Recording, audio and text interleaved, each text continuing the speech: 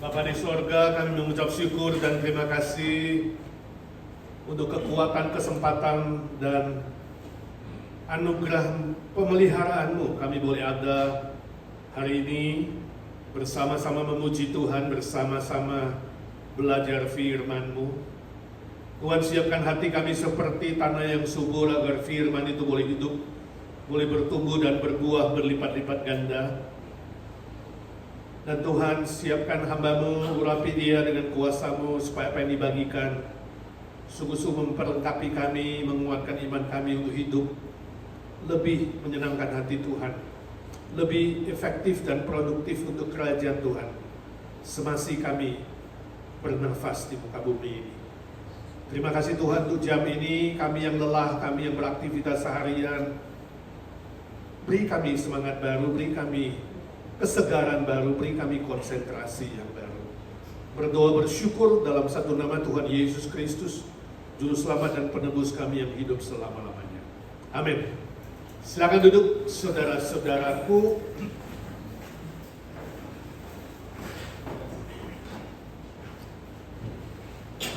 Minggu lalu ada seorang anggota jemaat yang bertanya kepada saya.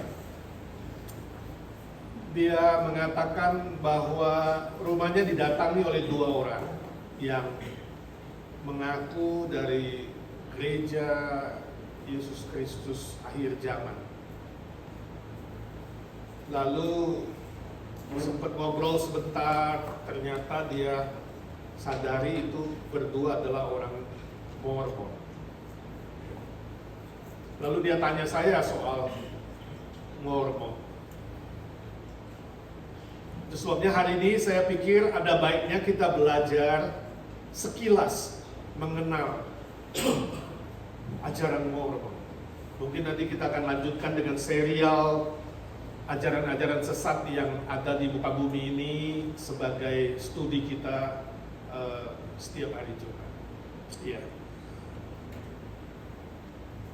Apakah Mormonisme atau ajaran Mormon bisa digolongkan sebagai ajaran sesat? Nah, saya ingin kita tidak terlalu cepat menilai seseorang atau mengambil kesimpulan dulu sebelum kita belajar definisinya. Ini sangat penting. Definisi dari ajaran sesat. Ajaran sesat menurut Alkitab adalah ajaran yang memakai nama atau label Kristen. Tapi sesungguhnya ajarannya terang-terangan melawan, menentang, atau bertolak belakang dengan ajaran Alkitab. Satu-satunya standar iman, moral, dan kehidupan orang Kristen yang sejati.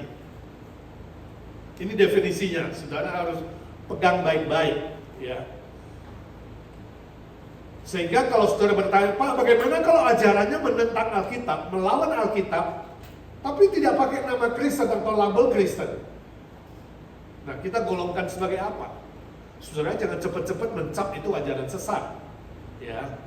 Untuk mereka yang punya ajaran yang melawan Alkitab, bertentangan dengan Alkitab, tapi tidak memakai label Kristen atau nama Kristen, kita golongkan sebagai ajaran agama lain atau kepercayaan lain. Ya, saya tidak ingin saudara kemudian sembarangan menilai dan mengambil kesimpulan pokoknya berbeda dengan saudara sesat begitu ya. Nanti saudara di mana-mana cari musuh. Ya, saudara di mana-mana nanti ribut, bahkan kalau di Indonesia itu bisa dikategorikan sebagai penistaan terhadap agama lain atau kepercayaan lain. Cukup jelas? Jadi saya ingin saudara mengerti apa itu agama lain, apa itu kepercayaan lain, apa itu yang disebut dengan ajaran sesat. Ya. Nah, sekarang bagaimana dengan Mormonisme ini, ajaran Mormon? Hari ini kita akan belajar dari beberapa ajarannya, dan nanti kita ambil kesimpulan, dia dikategorikan, atau ajaran itu dikategorikan di mana. Nah, sebelum masuk kepada ajaran Mormonisme, saya ingin kasih sedikit gambaran dulu. Mungkin bagi saudara ada sebagian yang belum pernah ketemu orangnya, belum pernah ada kontak dan belum pernah ada dengar soal apa itu ajaran Mormon atau Mormonisme.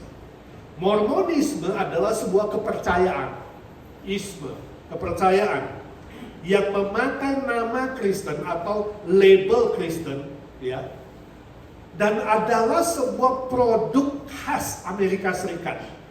Jadi lahirnya di sini, sudah di Amerika pada abad ke-19, produk Amerika. Tapi penyebarannya sudah ke seluruh dunia, termasuk Indonesia. Jadi Indonesia pun ada ajaran Mormon. Sampai saat ini, ajaran Mormon, gereja Mormon sudah memiliki anggota lebih dari 10 juta orang. Luar biasa ya. Misionari yang diutus berjumlah lebih dari 56.000 orang dan tersebar di 160 negara.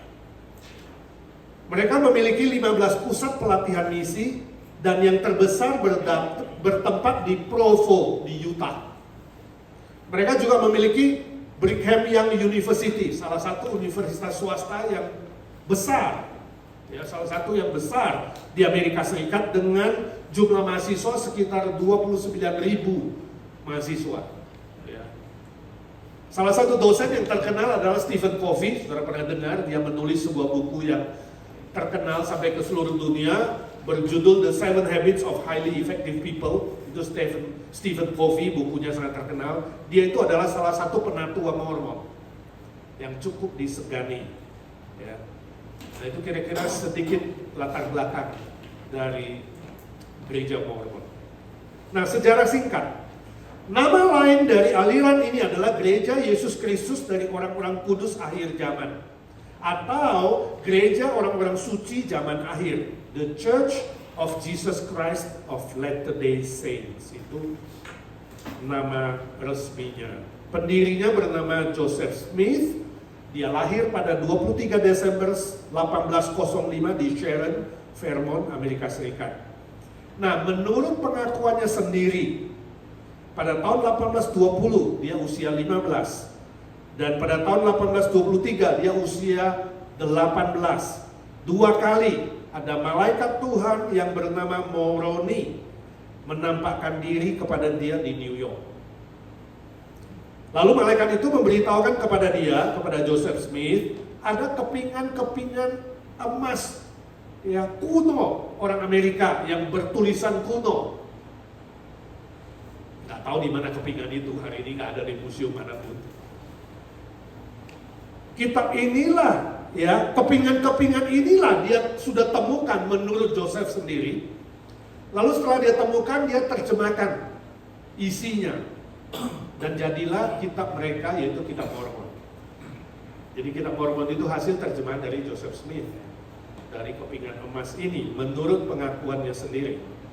Kitab inilah yang kemudian dijadikan standar utama dalam iman, moral, dan praktek kehidupan orang-orang Mormon. Nah, isinya itu menceritakan sejarah Amerika sejak purbakala.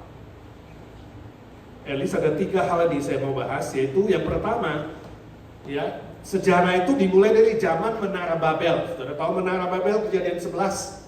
Saat itu mereka mau mendirikan menara sampai ke sorga, lalu Tuhan mengacaukan bahasa mereka. Lalu umat manusia pada waktu itu yang dari satu bahasa kemudian dikacaukan dengan banyak bahasa. Dan mereka terpencar ke seluruh dunia.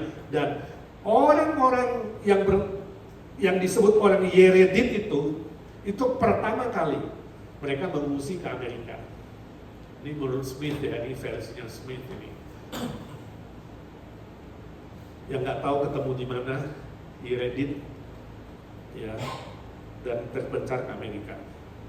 Dan menurut dia katanya kemudian tahun 600 sebelum Masehi ada kelompok Yahudi di zaman Nabi Zedekiah mengungsi ke Amerika, lalu terpecah menjadi 2 suku yang disebut dengan suku Lamit dan suku Nefit. Nah, orang Lamit itulah yang katanya menjadi nenek moyang orang Amerika asli, ya, yaitu Indian, bangsa Indian yang berkulit merah, yang kemudian jadi nenek moyang penduduk asli Amerika. Itu orang Lamit sebenarnya, menurut dia sekali lagi.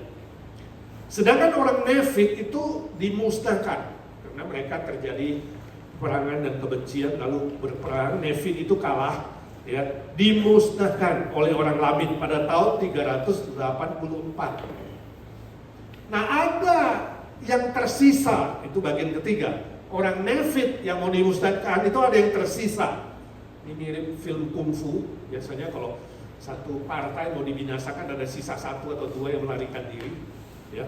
Nah, orang Nevin yang tersisa ada seorang nabi bernama Mormon dan anaknya bernama Moroni. Nah, kemudian Moroni inilah yang menampakkan diri kepada Joseph Smith pada tahun 1820. Malaikat Moroni. Nah, Joseph Smith kemudian memulai ajaran Mormon dan mendirikan gereja Mormon pada tahun 1830.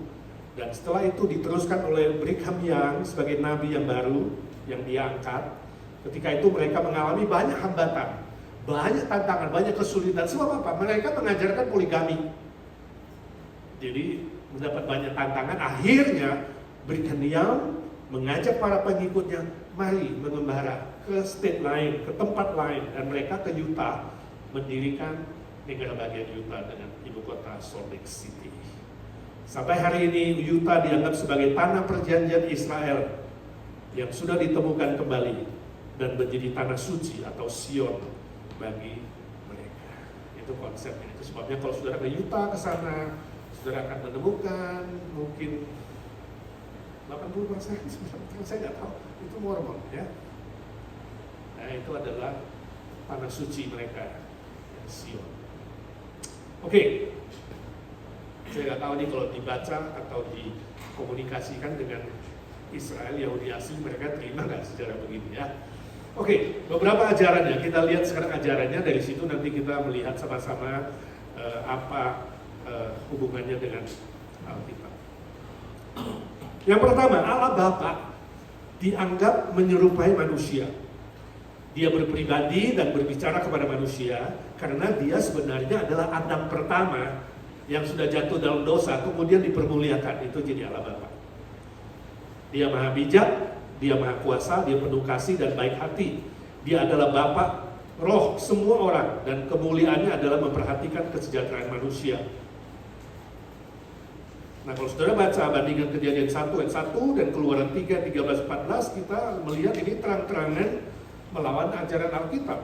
Bapa di sorga adalah pribadi yang kekal, bukan Adam yang dimuliakan, yang mengatakan aku adalah aku, sangat jelas, ya, yang tidak ada perubahan atau proses, dia kekal. Nah, bukan Allah yang berproses sebelumnya manusia kemudian jadi Allah. Ya, ini jelas-jelas terang-terangan melawan Alkitab. Allah Bapa adalah pencipta alam semesta ini. Jadi jelas ini doktrin dari Allah Bapanya melawan, terang-terangan melawan Alkitab. Kedua, Yesus Kristus. Yesus Kristus adalah salah satu anak Allah. Jadi anak Allah banyak, salah satu namanya Yesus. Dia menjadi manusia yang dipenuhi zat ilahi. Dia punya zat ilahi di dalamnya. Lahir dari perkawinan antara Maria dan Allah Bapa. Lalu Yesus mati dan dibangkitkan pada hari ketiga. Dia hidup sebagai salah seorang saudara dari manusia lainnya. Dan peristiwa perkawinan di Kana, masih ingat Yesus mengubah air menjadi anggur, ya, di perjanjian baru. Itu sebenarnya adalah perkawinan Yesus sendiri. Bahkan dia memiliki banyak istri karena Yesus poligami dan memiliki banyak anak. Ini jelas-jelas ajaran yang terang-terangan mengubah catatan Alkitab. Ya, ini memang sedikit keterlaluan dengan Yesus Kristus. Ketiga, Roh Kudus adalah suatu pribadi roh, juga seorang pribadi tersendiri. Bersama Sang Bapa dan Yesus, ketiganya membentuk ketuhanan bersama. Nah, ini salah, jelas. Juga melawan ajaran Alkitab sebab Roh Kudus itu maha kekal, pribadi yang sudah kekal selama-lamanya tanpa perubahan bersama dengan Bapa dan Kristus. Ketiganya adalah Esa dengan Allah Bapa dan Yesus Kristus. Ini juga melawan Alkitab. 4. Wahyu dalam Alkitab tidak sempurna. Jadi Alkitab ini tidak sempurna, saudara. Rata-rata ajaran sesat begitu, ya, meremehkan Alkitab, menganggap ini tidak sempurna, perlu ada kitab lain untuk melengkapi atau kitab lain untuk kemudian menggenapi Alkitab ini, ya. Dan Alkitab ada kesalahannya, sebab itu diperlukan kitab Mormon sebagai standar iman, moral, dan kehidupan sehari-hari. Selain itu mereka memakai pula kitab ajaran dan perjanjian, Doctrines and Covenant, dan kitab mutiara yang sangat berharga, The Pearl of Great Price, dalam pengajaran mereka. Jadi kitab Mormon dan kitab tambahan ini jauh lebih penting dari Alkitab. Ini jelas-jelas meremehkan Alkitab, ya. Firman Allah satu-satunya yang sudah bertahan lebih 2000 tahun, ya. Dan kemudian dianggap ada kesalahan. Ini melanggar 2 Timotius 3, 15-17, juga dalam Wahyu 22 jelas setelah Rasul Yohanes Rasul yang menutup kitab Wahyu, dia mengatakan jangan ada yang menambah atau mengurangi firman Tuhan. Sudah lengkap, sudah cukup. Ribuan tahun, tidak perlu ditambah kitab lain. Ya, ini sangat-sangat jelas kesalahan yang meremehkan dan menjatuhkan Alkitab. Kelima, manusia adalah ciptaan Allah yang rohnya diperanakkan dari Allah dan disimpan di sorga. Sebab itu semua orang adalah saudara Yesus sejak semula di sorga sana. Manusia dilahirkan tanpa dosa dan akan dihukum karena dosa-dosanya sendiri. Jadi bukan karena pelanggaran Adam, karena Adam yang jatuh telah dipermuliakan. Manusia diberikan kehendak bebas untuk memilih perjalanan hidupnya. Nah, barang siapa yang memilih pilihan hidup sesuai ajaran Mormon, dia akan menjadi Allah yang masuk ke kehidupan kekal yang menyerupai Yesus. Ya, sekarang ini mirip ajaran apa? Ini mirip ajaran New Age Movement, ya, yang berakar sedikit dari Buddhism, bahwa manusia itu sebenarnya sudah ada rohnya kekal di sorga. Saya tanya saudara, sebelum ada di bumi, saudara ada di mana? Sebelum saudara ada di kandungan mama, roh saudara di mana? Di sorga bukan? Oh. Di mana roh saudara? Sebelum ada di kandungan mama. Ada nggak? Nggak ada, saudara nggak eksis. Jadi kita nggak percaya bahwa roh saudara sudah ada di sorga, ya, disimpan bersama Allah. Kemudian waktu papa mama saudara menikah dan kemudian waktu hamil, ya, hubungan seksual itu kemudian telur dan sperma bertemu, lalu kemudian Tuhan kirimkan rohnya ke sana. Jadi tiap hari Tuhan melempar roh di kandungan mama. No. Sebab manusia itu punya awal, gak punya akhir, sebab roh yang dikasih Tuhan itu kekal. Walaupun roh di dalam manusia kekal, manusia bukan Allah. Manusia pada awalnya tidak kekal. Ini saudara perlu sangat-sangat jelas. Jadi ini jelas melawan firman Tuhan. Manusia itu ada awal berdosa secara status, dan kemudian status melahirkan sifat yang melawan Tuhan, dan kemudian sifat dan status itu melahirkan dosa yang real, yang nyata, dan hanya bisa diselamatkan atau diperanakan oleh Roh Kudus melalui pendengaran firman Tuhan atau Injil Yesus Kristus. Ini manusia, ya. Lain kali kita belajar doktrin manusia. I think di YouTube saya ada, sudah boleh lihat di Advances, boleh, ya, di situ ada doktrin manusia. Lalu nomor 6, dalam pertumbuhan kerohanian menurut mereka ada 2 jenis keimaman, yaitu Imam Harun dan Imam Melkisedek. Ini cuma istilahnya contekan-contekan dari Alkitab sih, ya. Keimaman Harun terdiri dari siapa? Itu ada diaken, ya, ada pendidik, ada imam dalam gereja mereka. Keimaman Melkisedek itu siapa? Itu lebih high, lebih tinggi, penatua. 70 imam, mereka punya 70 imam dan imam besar. Ini yang lebih tinggi. Keimaman Melkisedek lebih tinggi dari keimaman Harun. Biasanya dimiliki oleh para pemimpin yang berwenang penuh atas wilayah kekuasaannya sendiri. Anak laki-laki, ya, itu ditabiskan sebagai diaken pada umur 12 kalau dia menuruti aturan-aturan Mormon. Setelah dewasa, dia bisa ditabiskan ke berbagai jabatan lain, ya, sesuai dengan peraturan yang ada. Setiap jabatan mempunyai tanggung jawab dan kekuasaan khusus. Misalnya mereka boleh membaptiskan anggota, melayani sakramen, memimpin kelompok kecil atau kelompok besar, bahkan bisa memimpin sebuah gereja, ya. Saudara, ini keimaman perjanjian lama itu sudah digenapkan oleh Yesus Kristus ketika Yesus mengatakan genaplah, ya. Kemudian keimaman Melkisedek itu cuma satu. Itu tipologi atau simbol dari siapa? Kristus. Sebab Melkisedek itu tidak berawal, tidak berakhir, kekal sifatnya. Dan itu menunjuk pada siapa? Kristus yang datang sebagai imam besar, imam agung yang menggenapkan semua keimaman. Itu sebabnya hari ini di dalam kekristenan tidak perlu ada imam. Imam sudah selesai. Sebab imam artinya penghubung antara manusia dengan Allah. Dan Yesus satu-satunya pengantara antara manusia kepada Allah. Cukup, selesai.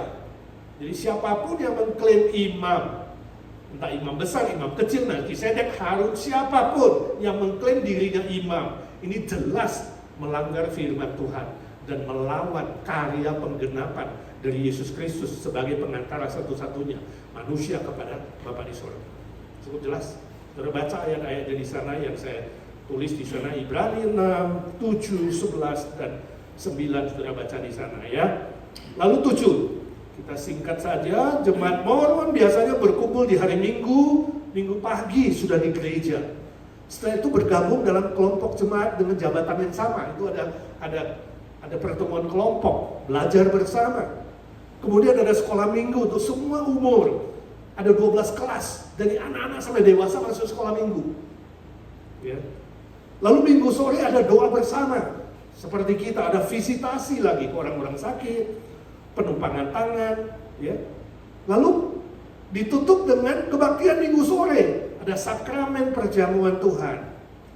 Bahkan mereka juga bisa melakukan baptisan untuk orang-orang yang sudah mati pun bisa dibaptis. Bahkan orang yang mati pun masih bisa diinjili dan dimenangkan ya, untuk menjadi anggota Mormon. Nah saudara, bagi saya praktek ini hal yang positif. Jadi ada hal positif dari Mormon. Mereka rajin sekali belajar minggu pagi. Minggu itu seluruhnya untuk Tuhan, dari pagi sampai malam, saudara. Belajar, berdoa, melayani, kemudian bertumbuh. Waduh, luar biasa. Ini hal yang baik ya. Terlepas dari motifnya ya. Motifnya apakah nanti kemudian kunjungan seperti tadi mengunjungi jemaat kita, itu mungkin mengejar jabatan itu tadi ya, makin tinggi supaya nanti bisa jadi imam Melkisedek, yang bisa jadi kaum yang lebih elit, penatua dan sebagainya. Lepas dari motivasi apapun, saya sangat menghargai ya, mereka menggunakan waktu dan rajin belajar. Nah ini kelemahan kita di sini ya. Kebaktian mungkin 1,5 jam udah kepanjangan, dia jam kapan selesai nih, khotbah lama ini ya.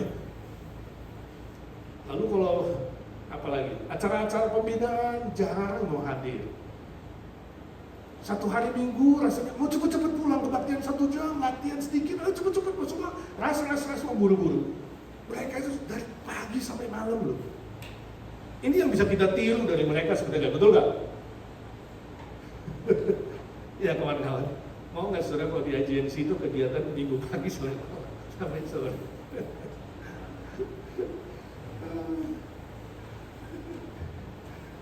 Rajinnya luar biasa. Coba aja, ya Paul dulu ya. Mulai minggu ini ya, saya tunggu kamu dari pagi sampai sore. Oke, kesimpulan. Secara tegas, ajaran Mormon adalah ajaran sesat. Walaupun mereka menggunakan label Kristen, ini jelas-jelas melawan firman Tuhan dan terang-terangan. Ya, ukuran iman moral dan kehidupan dari orang Kristen yang sejati adalah Alkitab. Tok, nggak nambah yang lain, nggak perlu ada kitab tambahan atau keputusan siapa kayak imam agung kayak siapa yang besar di dunia, nggak perlu. Cukup Alkitab Perjanjian Lama dan Baru yang Tuhan berikan kepada kita sebagai kanon yang sudah ditentukan sejak awal. Sampai hari ini Alkitab walaupun kuno, dia cukup menjadi ukuran standar dalam iman, moral dan kehidupan kita sehari-hari. Tuhan Yesus dalam khotbahnya tentang akhir zaman sudah memberikan peringatan kepada kita sangat tegas. Matius 24 ayat 11. Banyak nabi palsu akan muncul dan menyesatkan banyak orang. Siapapun yang mengaku nabi pasti palsu, sebab nabi sudah tidak perlu. Nabi itu adalah perjanjian lama yang menubuatkan kedatangan Kristus. Hari ini kita nggak perlu nabi. Rasul sudah cukup, terakhir Rasul Paulus. Siapapun yang mengklaim dirinya rasul, pasti rasul palsu. Sebab cukup rasul langsung dipilih Yesus Kristus, dan itu adalah simbol dan yang melahirkan perjanjian baru. Nabi perjanjian lama rasul perjanjian baru. Sudah cukup saudaraku, ya gak perlu yang lain. Rasul Yohanes juga memberikan peringatan yang sangat keras. 2 Yohanes 1 ayat 9 sampai 11. Mari baca sama-sama. 1, 2, 3. Jikalau seorang datang kepadamu dan ia tidak membawa ajaran ini yang sesuai dengan ajaran Alkitab, janganlah kamu menerima dia di dalam rumahmu dan janganlah memberi salam kepadanya. Sebab barang siapa memberi salam kepadanya, ia mendapat bagian dalam perbuatannya yang jahat. 2 Yohanes 1, 9 sampai 11. Jadi saudaraku, berhati-hatilah. Jangan saudara menerima mereka dalam rumahmu, titik. Ini Rasul Yohanes, ini firman Tuhan. Ya, termasuk anggota jemaat yang didatangi, jangan menerima dia di dalam rumahmu, titik. Saudara tidak ikut, jangan saudara ikut berbagian dalam kejahatan mereka yang melawan firman Tuhan, titik. Tapi bukan maksud saya menyuruh saudara membenci mereka atau mengusir mereka dengan kasar, dengan tidak sopan, bukan itu. Cukup berdoa untuk dia. Ya. Dia datang ke rumahmu mengatakan, saya mau berdoa untuk kamu, ya, supaya kamu suatu hari menemukan jalan kebenaran yang sejati. Doakan dia. Mudah-mudahan kita doakan dia. Mudah-mudahan suatu hari dia bisa bertobat kembali ke jalan yang benar. Amin.